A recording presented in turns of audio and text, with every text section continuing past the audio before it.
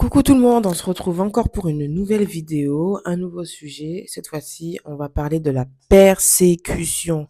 La persécution. Nous sommes en 2025. Maranatha, Jésus revient bientôt. C'est cool, c'est bien. On a hâte.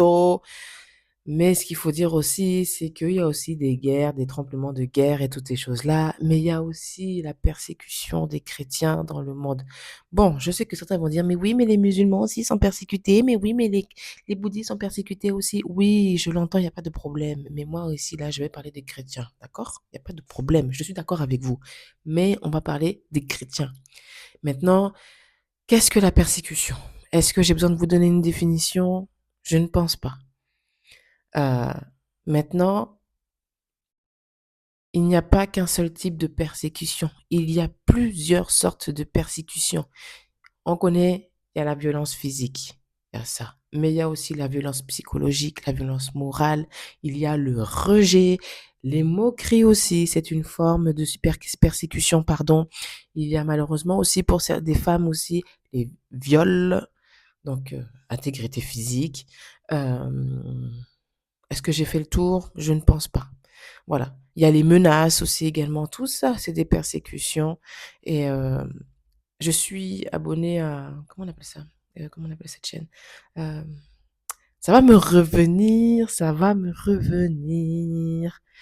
Euh, j'ai oublié le nom. J'ai oublié. En tout cas, c'est une organisation chrétienne, en fait, qui s'occupe des personnes qui sont dans le monde et qui sont persécutées à cause de leur foi. Et très souvent, on voit porte ouverte. Voilà, ça m'est revenu, Dieu merci. C'est porte ouverte, le nom de l'organisation, euh, qui s'occupe vraiment des personnes qui leur en viennent en aide aussi, parce que même aussi alimentairement parlant, il y en a, ben, ils ont rien à manger, à cause de leur foi. Et donc, je voulais parler de ce sujet-là parce que c'est un sujet vraiment très important et je pense que pour nous, chrétiens qui vivons dans un pays sécure, on devrait avoir une pensée pour eux, prier pour eux, si on peut aussi participer matériellement, financièrement pour eux, tu vois. Je trouve ça très important. Moi, j'ai l'impression que ma vidéo, elle est un peu sombre, je sais pas. Bon. Donc, voilà ce que je voulais dire. Et par rapport à la parole de Dieu, et par rapport... En fait, je veux dire la vérité. Être chrétien, c'est aussi également accepter de vivre la persécution. Voilà, être chrétien, c'est également accepter de vivre la persécution. Il y a beaucoup de témoignages, beaucoup de vidéos, vous verrez des chrétiens dans le monde qui sont persécutés, mais ils sont là, ils sont avertis parce que c'est écrit dans la parole de Dieu. Ils gardent la foi, ils comptent sur Dieu, ils comptent sur la prière de leurs frères et sœurs dans le monde. Et donc, voilà, soyons clairs, hein. Voilà ce que je voulais dire par rapport à ça. Et ce que je voulais dire également, c'est vrai qu'on parle souvent des apôtres. Oui, bon, il y en a qui disent, moi, Paul, moi, je suis Pierre, moi, je suis Jacques. Ah, Matthieu, c'est mon préféré. Oh, l'apôtre Paul, c'est le meilleur et tout. Ok, il n'y a pas de problème. Au jour d'aujourd'hui, 2000 ans après, presque 3000 ans, on parle encore d'eux. Ils sont célèbres, il n'y a pas de problème. Mais est-ce qu'on parle des persécutions qu'ils ont vécues?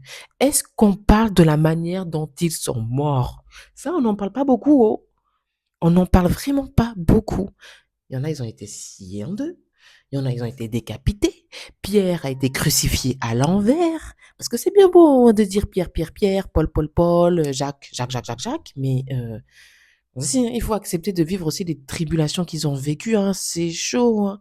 Se faire fouetter à coups de verge, faire naufrage, ne pas avoir de nourriture. Il y avait quoi? Il y avait plein de trucs là. Parce que nous, on aime bien, même moi personnellement aussi, lire la Bible, voir, ah, il a fait ci, il a fait ça, ils ont fait les miracles, ils ont guéri. L'ombre de Pierre aussi guérissait les malades et tout. Mais la persécution qu'ils ont vécue là aussi, là. Ça aussi, hein, il faut leur raconter. Il faut leur raconter, voilà ce que je voulais dire. C'est vraiment très important. Euh, Maintenant, même pour ceux qui sont dans un pays sécure, peut-être que physiquement nous ne sommes pas persécutés, mais socialement aussi, il y a la persécution. J'ai oublié celle-là aussi. La persécution sociale. Il y a ça. Il y a Savoir Chrétien, il n'y a pas longtemps, qui disait qu'elle a subi du racisme par rapport à sa foi. Donc, La persécution est d'actualité, hein, pour les chrétiens. Voilà, pour ceux qui ne sont pas informés. Maintenant, ce que je voulais donner comme passage, parce que c'est vrai qu'il y a la persécution, mais Dieu, avec l'aide du Saint-Esprit, nous permet de tenir dans la persécution, parce que nous ne sommes pas de ce monde. Nous sommes dans ce monde, mais nous ne sommes pas de ce monde. Donc maintenant, ce que nous devons faire, c'est pour le royaume, pour après là, quand on va aller s'enjailler avec le Seigneur là-bas. Et je voulais donner des versets et tout qui m'ont touché. C'est le Matthieu 5, verset 10 qui dit: Heureux les persécutés pour la justice, car le royaume des cieux est à eux. Voilà ce qu'il dit. Il y a un passage aussi qui dit: Malgré ces persécutions, nous avons la paix de Dieu dans nos cœurs. Et il y a aussi le Deutéronome 31, versets 8 et 9. L'Éternel marche lui-même devant toi. Il ne te délaisse point, il ne t'abandonnera point. Ne crains point et ne t'effraie point. Ne crains point et ne t'effraie point. Parce que c'est beau de lire les versets, mais bon, maintenant il faut quand on te dit t'as peur, là, on dit on va te menacer de mort parce que tu es chrétien. Le Seigneur te dit qu'il est devant toi. Ne crains point et ne t'effraie point. Voilà ce que je voulais dire par rapport à ça. Oui, il y a la persécution. Oui, c'est dur. Oui, on douille, il n'y a pas de problème. Mais euh, la récompense est beaucoup plus grande. Le Seigneur aussi, Jésus même a souffert. Si le Messie, Seigneur Jésus, Dieu, le Fils de Dieu, a souffert sur la terre, alors, en plus lui qui était sans péché, saint comme pas possible, alors à plus forte raison, nous là, qui avons grandi dans le péché au sang d'Adam et tout là, et qui après avons donné notre vie à Christ, à plus forte raison, même on va subir ça, on va vivre ça et de n'importe quelle manière. C'est vrai que quand on voit les violences physiques, quand les gens se font fusiller, quand il y en a, ils se font fouetter, qui se font mettre à nu. J'ai vu la dernière fois une vidéo où il y a un homme, ils l'ont mis dans un... Comment ils appellent ça? C'est pas un terrier, c'est là où on entasse les corps en Afrique. On entasse les corps, ça sent mauvais, il y a les cadavres et tout. Un homme a été enfermé dedans là-bas avec son frère.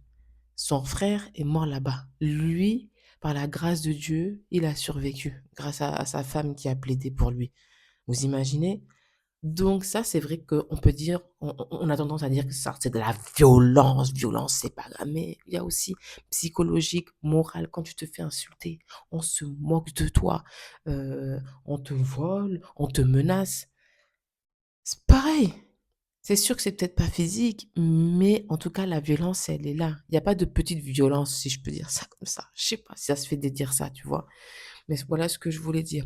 En tout cas, je vous encourage vraiment à prier pour nos frères et sœurs qui sont persécutés, hem, à venir en aide à eux pour ceux qui sont dans le besoin, ceux qui le peuvent, je vais y arriver.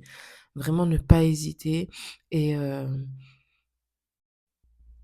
vraiment rester dans la foi. Pour ceux qui sont persécutés, rester dans la foi. Hem, Essayer d'entrer en contact avec des personnes aussi qui sont dans la foi, où on peut se fortifier, où on peut s'édifier.